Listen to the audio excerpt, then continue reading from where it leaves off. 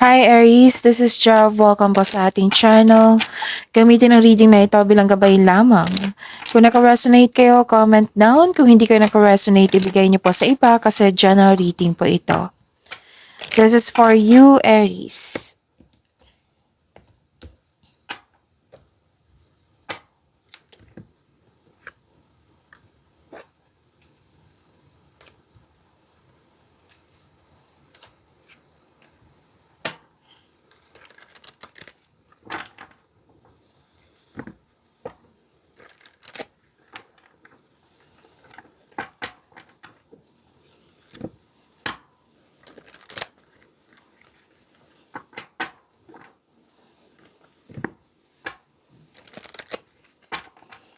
Para po ito sa iyo, Aries.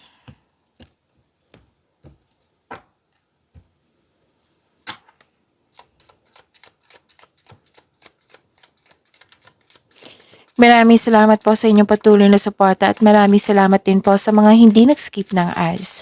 Sa mga hindi pa nag-subscribe, subscribe na po kayo at click bell notification. Click bell notification para malaman nyo na may bago tayong video.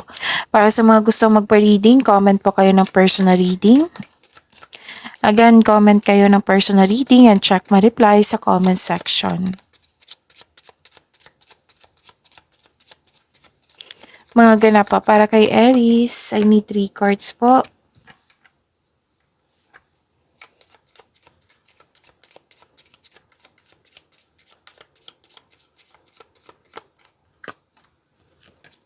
May kausap kayo dito kasi naguguluhan kayo, nalilito. Tapos kausap mo yung mentor mo, elders, wiser, mentor po na nagbigay sa iyo ng suporta, nagbigay sa iyo ng wisdom message. Nang siyang dahilan na motivate kayo, you're taking an action with courage na na-inspired kayo ulit. Pwedeng kayo ang bisita ngayon, may lakad kayo ngayon, or kayo ang nakatanggap ng bisita. Pwede na nakatanggap kayo ng news or information na bibigyan mo siya ng agarang aksyon or reaksyon. Makaka-receive din kayo ng good news, so claim nyo po. Aries. Pwedeng paglilipat ito sa malayong lugar. Or bibigyan mo na ng aksyon yung matagal mo ng plano.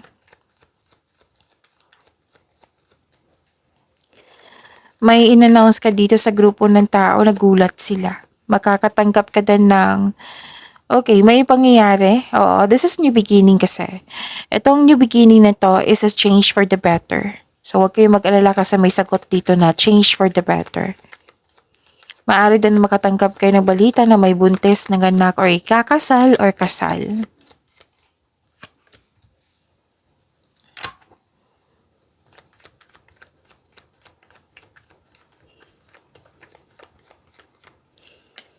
Energy pa ni Aries.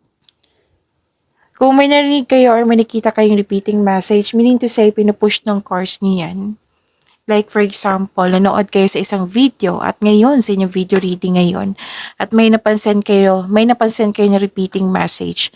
Yan po yung pinupush ng cards na kailangan yung bigyan ng atensyon, solusyon at aksyon kung maaari po. So ano yung energy ni Aries?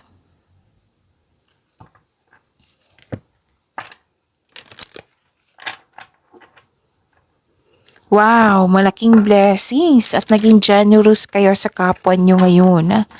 Nagkaroon ng you're sharing resources, nagkaroon ng pagkakaisa. Pwedeng nakatanggap ka ng malaking pera, regalo, or tulong. Pwede din return investment. Pwedeng may nangyaring promotion. Pwedeng may tinulungan ka or nagbigay ng tulong sa'yo. Pwede din nag-donate ka or nagkaroon ng, yung binigay mo yung pre-loves clothes or gamit sa bahay. So, ang ganda. This is a blessings.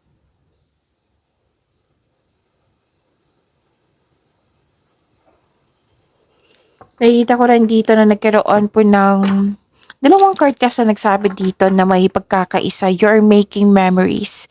May plano kayong mag-outing, may ganap na reunion, may nakita rin ako nag-spend time sa mga bata or sa inner child mo. Nag-spend time ka sa old friends or sa mga taong para mo ring pamilya, posibleng may pagpatawad na mangyayari. Yung very supportive yung grupo ng tao sa iyong layunin sa buhay.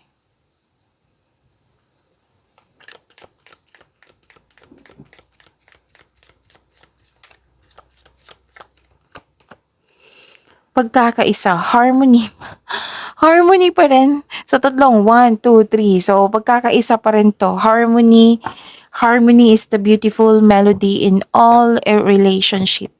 In all types of relationship. So, kailangan kong sabihin yung angel number kasi may nagsabi sa akin ngayon. Kasi may nakita kong angel number dito na 66. So, angel number 66 is symbolic, deep love, compassion, and understanding. It serves as a reminder na of the importance of balance, love, and pag-aalaga. Pag-aalaga sa sarili at sa kapwa. Maintaining balance and harmony. Wow. Okay, so this is pagkakaisa nga. So, angel number, harmony. So, tatlong card dito, harmony pa rin. So, ang ganda, di ba? Ang ganda ng energy nyo. Aries. So, claim nyo po, ha?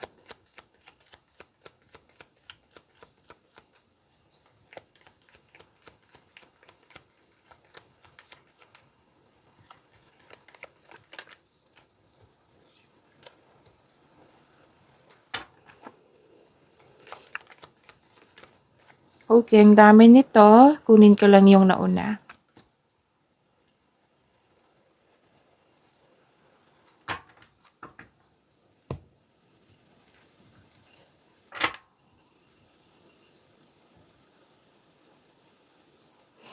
Okay.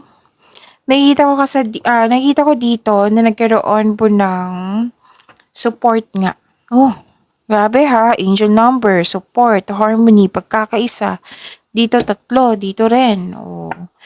So, may pagkakaisa dito, support sa inyong boss, mentor, or life coach. It will help move your career forward. Ito na yung nag-clarify dito sa inyong course na nagbigay ng wisdom message sa iyo, nagbigay ng suporta sa iyo. Diba? Nag-clarify siya dito sa inyong career and money. Marunong ka makinig sa inyong intuition, gumagawa ka din ng wise choices, and very supportive yung grupo ng tao sa iyo. This is another message, right? But different cards. Okay? So, yun. Na huwag kayong mag-alala sa mga nag-alala dito. O, may mga grupo ng tao dyan na very supportive sa iyo. You have abundant in life. Yes, sabi yan ng card niyo po.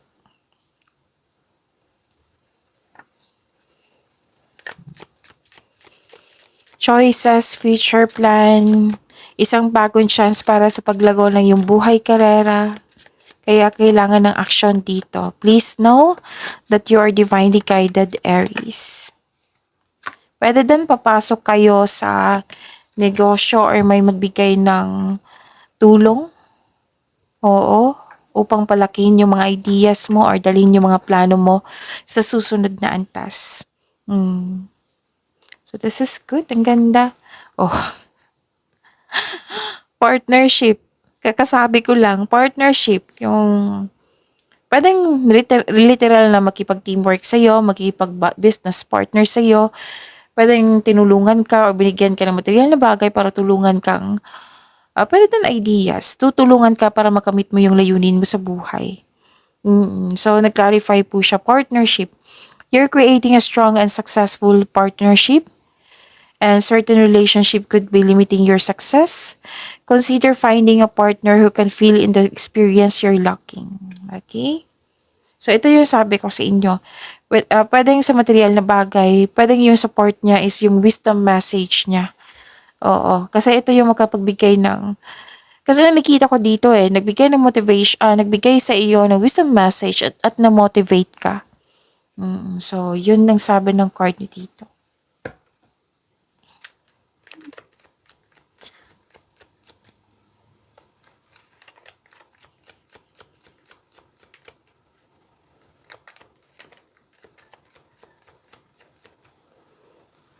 Love life, self-love, partnership, and romancy, Aries.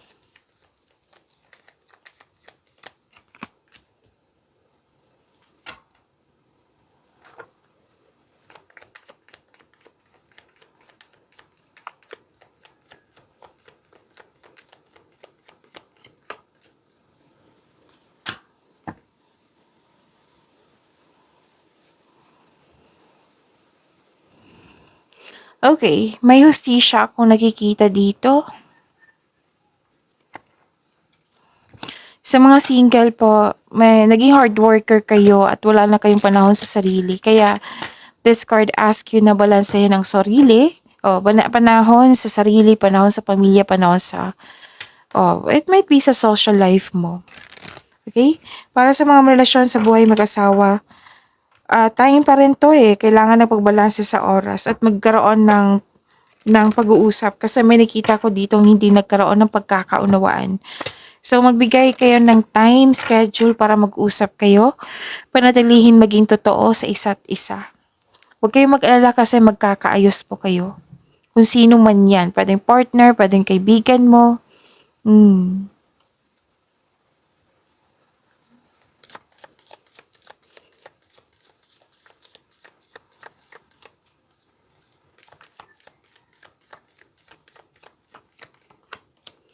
Okay, so there is not enough to love.